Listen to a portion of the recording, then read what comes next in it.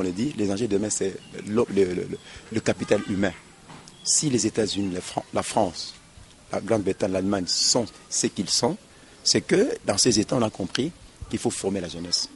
L'État doit se battre, doit créer des stratégies, notamment payer les enseignants et puis révaloriser la chose éducative pour que nous parlions demain d'un Congo émergent. Il n'y a pas d'émergence sans enseignement. Il faut vraiment que l'État paye bien les enseignants. Ça, c'est la question fondamentale parce qu'on doit pas s'en cacher. Moi-même, Désiré Kunga, je suis enseignant à l'école chrétienne Emmanuel, comme le montrent bien les logos. Tout à fait. Il n'y a pas d'éducation sans formation. Pour qu'on éduque, il faut qu'il y ait des gens formés. Et la République démocratique du Congo a beaucoup d'écoles de formation des enseignants. Je citerai l'UPN, qui est une université, mais il y a aussi 2 enseignants qui se spécialisent au degré secondaire. Donc la formation y est, même si beaucoup de gens n'admettent pas. Au Congo, il y a de très bons enseignants et nous sommes convaincus que l'éducation se passe dans les meilleures conditions chez nous, en dépit des difficultés d'ordre matériel. Est-ce qu'aujourd'hui on peut parler du droit à l'éducation sans pour autant penser à un enseignant ou des enseignants formés ou qualifiés? Effectivement, vous savez, d'abord l'enseignement est un apostolat. L'enseignement est un apostolat et l'enseignement est un appel, comme le travail d'un pasteur. Mais les autorités ne doivent pas dormir sur les lauriers pour dire que comme c'est un apostolat qu'on néglige les enseignants. Pour que l'enseignant forme les enfants dans les meilleures conditions, il a droit à un salaire décent et à un mode de vie assez décent.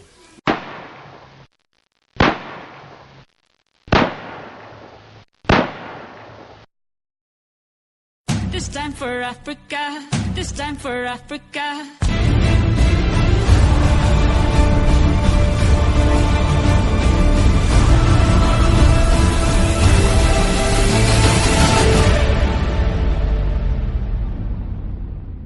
www.africaeuro.com. donc pour ça il y a animation à fait naé ba animatrice à solo ba open ba tangela ngo ba ba leka place mo boité quoi donc ba open ba tangela za pour ça animer fait naé na ndenge ya solo animation ya solo les kanaka ta fait ana donc à contacter kaka www.africaeuro.com. donc ezeko ko yinda Afrique Euro donc babi Afrique na Europe et sangani quoi donc ezeko ko yinda Afrique na Europe wana veut dire ba élément danger ba bima donc bozala bokanga ba ceinture babi serrer votre ceinture dans un système à laquelle elle est babi wa ko tika la obima les chèques quoi babi bo serrer ba ceinture na bino bien Afrique Euro ezeko ko yinda za ba sponsor mo yo sakanate ezana batu yo sakanate ba élément yo sakanate ba bana ina ba na kati bola la te boza ya kolamuka parce que babi tona système ya ko coacher to coacher net na film le reste on parle la Tigres aïba na partout aïba na monde atiété mais aïba na partout Afrique alors tu me parles la Tigres aïba Europe alors tu me parles la Tigres aïba donc babi relation l'équipe mbongo quoi babi ba ko soigner relation donc Afrique Euro ezay biso tout donc bolinga site na bino bolinga ba vie sociale en Afrique nengezo leka bana posa oyeba ke kinezo évoluer ndeni ba obanda olanda ngosiko parce que babi ezo ya mabe mukolo site a telemi mukolo site abi turo munda olala zate wa koi batiki donc koi batiki biso dans le système ya cadena toujours na site na bino ya mwana africaeuro.com bolanda babi système ko bloquer bango tozolanda toujours système à laquelle elle est quoi babi bo serrer ba ceinture na bino parce que si tu ezo ya mabe ezan ba élément danger blocage. Oui, mais aujourd'hui, parlons de la qualité de l'enseignant aujourd'hui en République démocratique du Congo. Oui, je dois être sincère avec vous. Vous savez, la qualité évolue aussi. La qualité de l'enseignement est conjoncturelle. Vous savez, après l'indépendance, il y avait un très bon niveau de l'enseignement. Mais avec les difficultés qui font de plein fouet les secteurs d'enseignement, beaucoup d'enseignants formés ont choisi autre chose. Et aujourd'hui, le métier d'enseignant est devenu un métier où on retrouve des gens qui ont échoué ailleurs. Les vrais enseignants sont rares. Ça, c'est une évidence. Oui, mais que faut-il faire aujourd'hui pour améliorer les conditions? Oui, il y a beaucoup de facteurs. Il y a des facteurs politiques. Le pouvoir public doivent comprendre que l'enseignement, c'est l'épine dorsale de la société.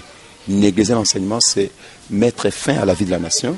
Et les pouvoirs politiques doivent mettre les gros moyens pour payer bien les enseignants, pour bien payer les enseignants. Et aussi, les enseignants doivent aimer les professions. Même si on est mal payé, on doit bien travailler.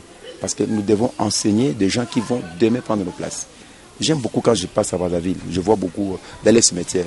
Demain nous passerons, mais à qui allons-nous laisser la société? Ça devrait nous interpeller. Personne n'est éternel sur la terre. Je crois que l'enseignant doit se battre, en fait, doit aimer son travail. Aimer son travail, c'est de former la jeunesse. Et les facteurs sont nombreux, je m'arrête à ces deux-là. Oui, mais aujourd'hui, parlons par exemple de la problématique de la pénurie des enseignants aujourd'hui. Oui. Cela dit, il y a quoi, comment faire, quels sont les mécanismes, quelles sont les stratégies à mettre en place pour éradiquer cette pénurie des enseignants aujourd'hui? Tout à fait. Je vais vous donner une réponse par rapport à ce que j'ai connu quand Mosé Laurent Désiré Kabila est arrivé. Vous savez, à l'époque de Mobutu, être un militaire était une insulte. Fonctionnaire militaire, ce n'est pas un travail qui est déjà prisé, qui était prisé. Mais lorsque Mosé est arrivé, quand il a mis les moyens, quand il a en fait, augmenté les salaires des militaires, c'est tout le monde qui voulait maintenant devenir militaire. Si l'État veut le pouvoir public, veut que ce métier reprenne le poids de la bête, que l'État mette des moyens. Si aujourd'hui un enseignant touche $1000, tous ces enseignants qui ont fui vont revenir. C'est un peu ça la question. La réponse est claire. Oui, aujourd'hui on dit dans 64 millions d'enfants où des jeunes ne sont pas scolarisés.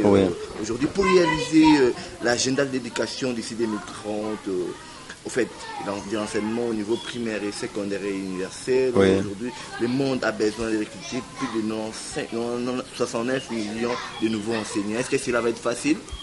Oui, quand on veut, on peut. Mais la question de l'enseignement est une question de vie ou de mort. Nous devons savoir que les enjeux de demain, ce n'est pas les cuivres, l'or et l'eau, comme on le dit. Les enjeux de demain, c'est le capital humain. Si les États-Unis, la France, la Grande-Bretagne, l'Allemagne sont ce qu'ils sont, c'est que dans ces États, on a compris qu'il faut former la jeunesse. L'État doit se battre, doit créer des stratégies, notamment payer les enseignants et puis révaloriser la chose éducative pour que nous parlions demain d'un Congo émergent. Il n'y a pas d'émergence sans enseignement. Il faut vraiment que l'État paye bien les enseignants. Ça, c'est la question fondamentale, parce qu'on ne doit pas s'en cacher. L'homme est né pour vivre. Lorsque les besoins fondamentaux ne sont plus garantis dans l'enseignement, personne ne peut rentrer dans l'enseignement pour les besoins de qui que ce soit. Donc l'État a une part importante, mais la société aussi dans son ensemble a aussi un rôle à jouer. Oui, mais aujourd'hui, quel est le rôle aujourd'hui de l'école? Parce qu'aujourd'hui, surtout vous êtes dans des écoles privées, vous organisez des assemblées générales avec les parents. Quelles sont les conditions, ou bien quelles sont les conditions que vous mettez vos enseignants à vous? Voilà. Vous savez, les écoles, quand on parle du malaise dans les écoles, cela s'observe souvent dans les écoles publiques. Dans les écoles privées, comme nous évoluons avec le capital qui vient, parce que le capital financier des parents, l'école s'arrange pour mettre les enfants dans de bonnes conditions. L'école chrétienne Emmanuel est une grande école qui a formé beaucoup d'enfants. Il y a une personne de qualité, il y a une promotrice qui a les soucis des enseignants et nous avons des parents responsables. Donc chez nous, il y a tout pour que l'enfant soit éduqué de manière moderne. On ne se vante pas, vous n'avez qu'à voir les locaux, vous n'avez qu'à voir les bâtiments. Nous sommes vraiment une école ultra moderne.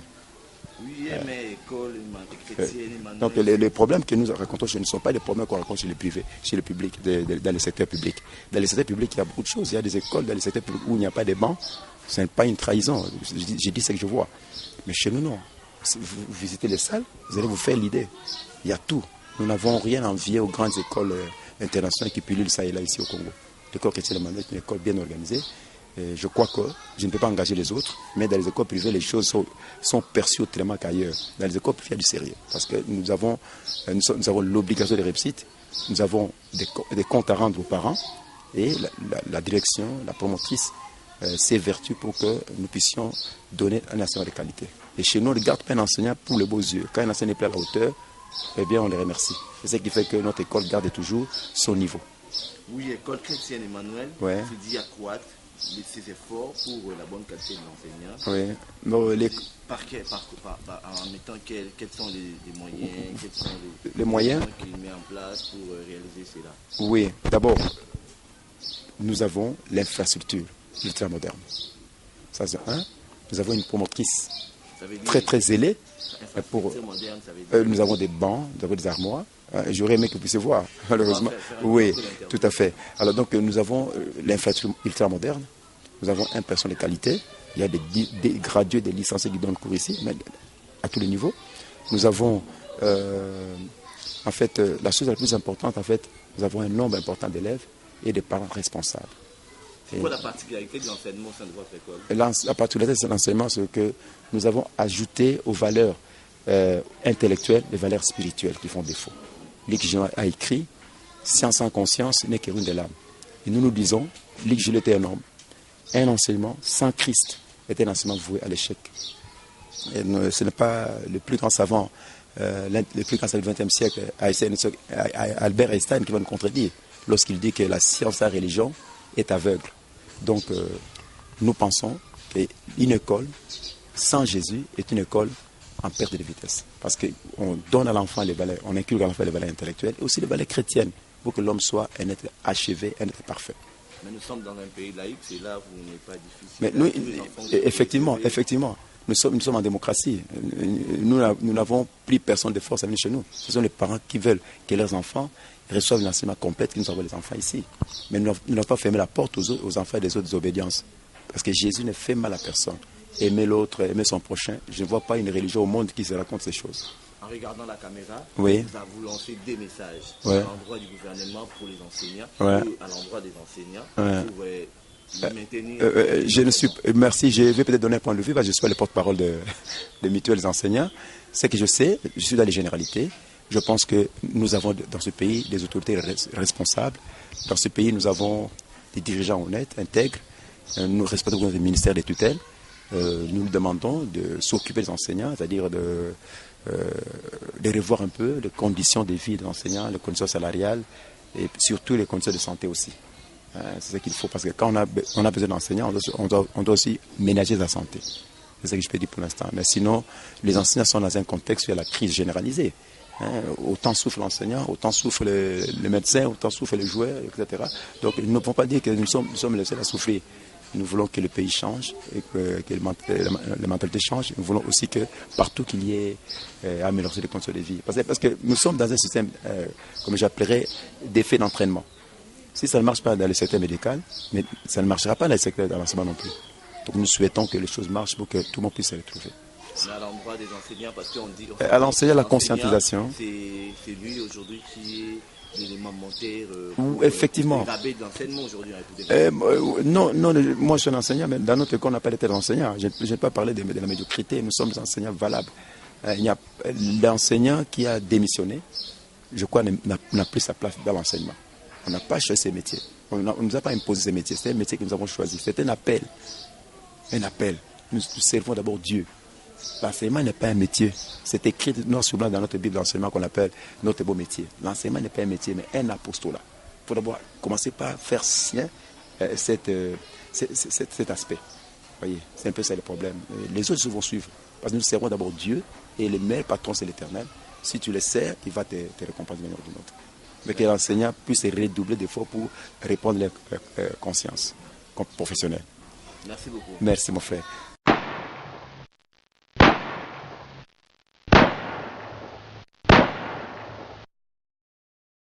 This time for Africa, this time for Africa.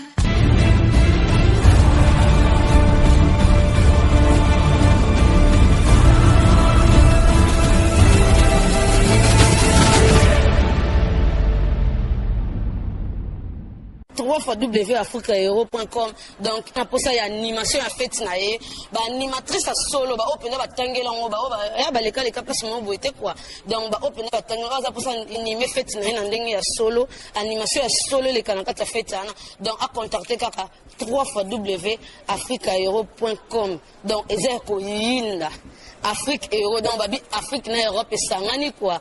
Donc ezer ko yinda Afrique na Europe wana. Veut dire ba élément danger ba bima donc boza la bokanga ba ceinture babi serrer votre ceinture dans un système à laquelle elle est babi ko tika la obima les chèques quoi babi serrer ba ceinture na bino bien Afrique Euro ezer ko yinda za ba sponsor mo ya sakanate eza na batu ya sakanate ba élément ya sakanate ba bana ina ba na kati bola la te boza ya rolamka parce que babi dans un système ya ko coacher to coacher net na film le reste on parle la tigresse aïba na partout aïba na monde atiété mais aïba na partout Afrique alors tu me parles la tigresse aïba Europe le reste pas la tika ça y est donc babi relation l'équipe mbongo quoi babi ba ko soigner relation donc Afrique Euro eza biso tout donc bolinga site na bino bolinga ba vie sociale en Afrique ndenge ezoleka bana posa oyeba ke kini ezo évoluer ndeni ba obanda olanda ngo siko parce que babi ezo ya mabe mukolo site a telemi mukolo site abi turo muda olala zate wa koyi batikiye donc koyi batiki biso dans le système il y a cadena toujours na mi site na bino ya mwana afriqueero.com